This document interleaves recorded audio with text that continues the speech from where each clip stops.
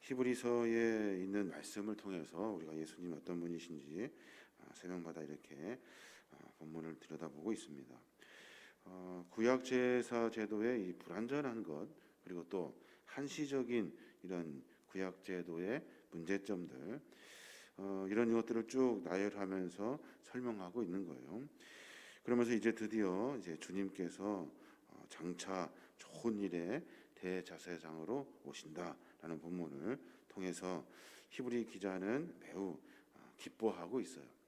그 이야기를 할 때마다 사실 기뻐한 거예요. 너무 기분이 좋고 너무 완벽하고 너무 확실한 일이기 때문에 그가 그 복음을 전할 때 환희의 목소리로 그렇게 복음을 전하고 있는 겁니다. 11절에 보면 그리스도께서는 장차 좋은 일에 대제사장으로 오사 손으로 짓지 아니한 것 곧 이 창조에 속하지 아니한 더 크고 온전한 장막으로 말미암아라고 말하면서 주님이 오셨다는 거예요. 대제사장으로 오셨고 우리가 손으로 별것을 다해서 어떤 것을 하려고 하는 것이 아니라 이 모든 것을 창조하신 그분께서 우리에게 오셨습니다 라고 지금 선포하고 있는 겁니다. 주님은 우리에게 오셔서 여러 일들을 하시지만 구약의 그 제사 제도 대제사장 아래 아무것도 온전하지 못한 일들을 주께서는 오셔서 온전함으로 바꾸어 주신 거예요. 예수 그리스도께서 대제사장으로 오셔서 당신 스스로 속죄 제물로 드리셨고 그리고 또 단번에 드리셨고 또 영원한 속죄의 은총을 우리에게 베풀어 주셨어요. 구약의 제사는 반복해서 제사를 드려야 돼요. 매번 드려야 하지만 이제는 그 제사를 하나님께서 단번에 주님의 은혜로 말미암아 베풀어 주신 거예요. 또한 구약의 제사는 양심을 온전하게 할 수가 없어요.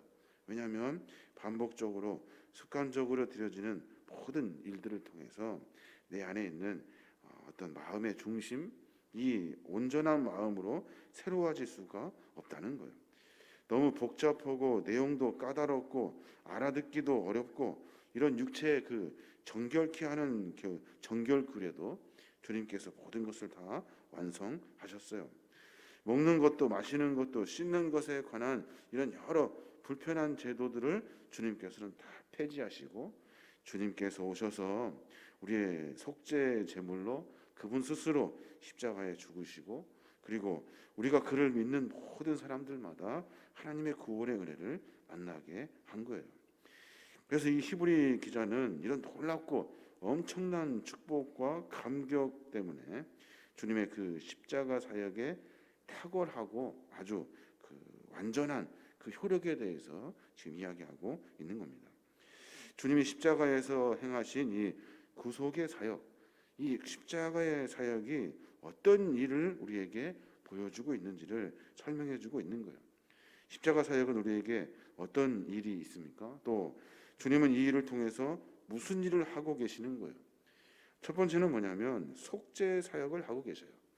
주님이 십자가에 달려 돌아가시는 이 육신의 죽으심으로 말미암아 모든 죄인이 영원토록 사죄의 은총을 누리게 되는 이런 속죄 사역을 주님께서 하셨다는 거예요. 또 하나는 예수 그리스도께서 사망 권세를 깨고 부활하고 승천하셔서 하늘 보좌 우편에 앉아 계셔요. 앉아서 뭐 하고 계시냐면 우리를 위해 중보하는 중보의 사역을 하고 계시다는 거예요. 그리고 또 하나는 장차 세상 마지막 날에 주님께서 재림을 통해서 다시 오셔서 심판의 주로 이 땅 가운데 일하실 것을 말씀하고 계시는 거예요. 그러니까 주님은 대제사장, 인간의 대제사장의 그런 유한성, 한계가 있는 것들을 다 물리치시고 그분이 스스로 속죄의 제물이 되셔서 십자가의 사역을 통해서 우리를 속죄하시고 그리고 하늘 보좌에 계셔 우리를 중보하고 계시고 장차 이 땅에 오셔서 주께서 심판주로 심판의 사역을 감당하게 된다는 거예요. 그 이야기를 지금 히브리 기자가 하고 있는 겁니다. 우리의 삶 속에서 십자가의 대속 제물이 되어가지고 단번에 구원의 사역을 이룬 이 속죄의 사역, 12절에 보면 그렇게 말해요. 염소와 송아지의 피로 하지 아니하고 오직 자기의 피로 영원한 속죄를 이루사 단번에 성소에 들어가셨느니라 라고 말해요.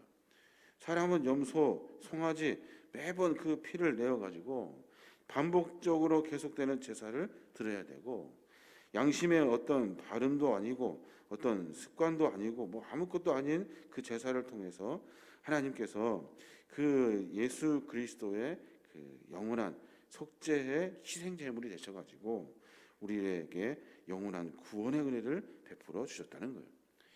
오직 자기 피로 영원한 속죄를 이루어 주셨대요.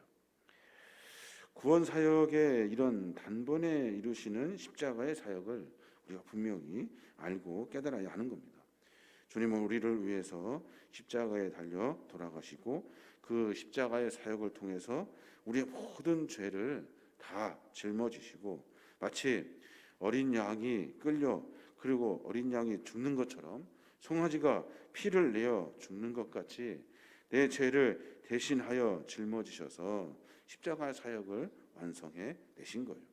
다른 것이 아니라 예수 그리스도의 자기 피로 말미암아 그 일을 이루어 가시는 거예요. 또 하나 주님은 어떤 일을 하고 계신다는 거예요. 15절에 보면 중보의 사역을 하고 계시대요. 뭐라고 하냐면 15절에 보면 이로 말미암아 그는 새 언약의 중보자이시니 라고 말해요. 새 언약의 중보자시래요. 하늘 보좌에 올라가 저 하나님의 보좌 우편에 앉아 계셔서 그곳에서 하나님은 우리를 위해 중보의 사역을 감당하고 계시는 거예요. 그러니까 주 앞에 기도하는 모든 백성들은, 하나님의 거룩한 그 구원의 은혜를 맛본 믿음의 종들은 하나님께서 하시는 이 중보의 사역을 통해서 신앙과 믿음의 삶이 바르게 세워지게 되는 겁니다. 더 좋은 언약의 중보, 새 언약의 중보라는 이 말, 새 언약의 중보라는 말은 하나님께서 부르시고 택하신, 그래서 영원한 기업을 주시겠다는 아브라함부터 이어져 내려오는 그 약속, 그 약속뿐만이 아니라 주님은 십자가의 사역을 통해서 새로운 언약을 만들어 내셨다는 거예요. 그 언약을 통해서 우리는 하나님의 은혜를 만나게 되는 거예요. 십자가의 죽음을 죽지 않고는 중보자가 될 수 없을까? 이런 고민들을 많이 해보게 되는데, 도대체 하나님이신 주님께서 왜 굳이 십자가에 달려 돌아갈 수밖에 없었는가? 이런 고민을 하게 되는데, 히브리 기자는 22절에 그 이야기도 또 반복해서 얘기해요. 22절에 뭐라고 하냐면, 내일 봐야 될 본문이지만 22절에 보면 율법을 따라 그의 모든 물건이 피로써 정결하게 되나니 피 흘림이 없은즉 사함이 없느니라 라고 말해요. 이 말은 예수 그리스도의 십자가의 사역을 통해서 우리의 죄 사함을 만나게 되는 거예요. 죄의 싹은 무엇입니까? 죄의 싹은 사망이에요. 죄를 갚으려면 어떤 피로, 죽음으로 갚을 수밖에 없어요. 근데 주님께서는 그거를 대신하여 피 흘려 주셨다는 거예요. 대신 우리를 위해 죽으셨고 죄 사함의 은혜를 우리에게 베풀어 주신 겁니다. 예수님은 어떤 분이십니까? 예수님은 우리의 삶 속에서 우리를 속죄하시는 분이셔요. 내 죄를 다 속죄하시는 분. 예수님은 어떤 분이십니까? 우리를 위해 늘 중보하시는 분이셔요. 예수님은 어떤 분이십니까? 예수님께서는 우리의 삶의 심판주가 되시는 분이셔요. 그러니까 주님을 통해서 은혜를 만나고 또 내 삶의 모습을 하나님께 비추어서 하나님이 우리의 삶을 심판하시는 심판주예요. 어떻게 살아야 할까요? 우리의 삶 속에서, 내 삶 속에서 주님이 어떤 분이신지를 정확히 인식하고 주를 고백할 수 있어야 하는 거예요. 나 주님을 믿습니다 하는 것에서 그치는 것이 아니라 주님이 어떤 분이시냐는 거예요. 내 더러운 죄, 내 과거에 지었던 수많은 죄들을 다 용서하시고 내 안에 계셔서 다시는 그 죄 속에 들어가지 아니하도록 나와 함께 하시는 분이 주님이셔요. 그 주님이 내 안에 계심을 분명히 깨닫고 우리의 삶을 점검하여 죄 속에 다시 빠져들지 아니하도록 매번 정비의 삶을 살아야 돼요. 또 주님은 어떤 분이셔요? 중보의 사역자시래요. 우리를 위해 늘 중보하시는 분이셔요. 그래서 우리가 기도할 때마다 예수님의 이름으로 기도하는 거예요. 예수님의 이름으로 기도함으로 말미암아 우리의 기도가 하늘 보좌에 올라가게 되고 하나님께서 들으시고 응답해 주시는 거예요. 이런 중보자의 사역을 하시는 예수님을 기억하고 늘 주님을 우리 마음과 삶 가운데 모셔드리고 삶을 살아야 하는 거예요. 주님은 여러 사역 가운데 늘 사랑하고 은혜를 베풀어 주시고 용서하시는 분일 것 같지만 마지막 종말의 때가 되면 그때 주님은 심판주로 오셔요. 내가 했던 일들이 낱낱이 다 드러나게 되고 그 일을 통해서 가부를 물으셔요. 옳다 그르다 물으셔서 우리를 심판하시는 분이 주님이셔요. 그러니까 삶 속에서 내가 심판받는 일에 들어가지 아니하도록, 내가 심판당할 자가 되지 아니하도록 삶을 점검해야 하는 겁니다. 오늘의 삶 가운데 우리가 늘 고백해야 할 것은 주님과 내가 어떤 관계인가 하는 거예요. 내가 주님의 사람이라면, 그리스도인이라면 주님의 거룩한 백성의 삶의 길을 걸어야 하는 겁니다. 오늘 하루 가운데 여러 어려운 일들이 있고 고민되는 일들이 있고 또 어쩌면 주님보다 훨씬 더 중요하다 생각하는 일들이 있을 수 있습니다. 근데 우리 분은 주님보다 더 중요한 것은 없어요. 늘 우리를 용서해 주시고 사랑해 주시는 그 하나님의 은혜 가운데 우리가 거해야 될 줄로 믿습니다.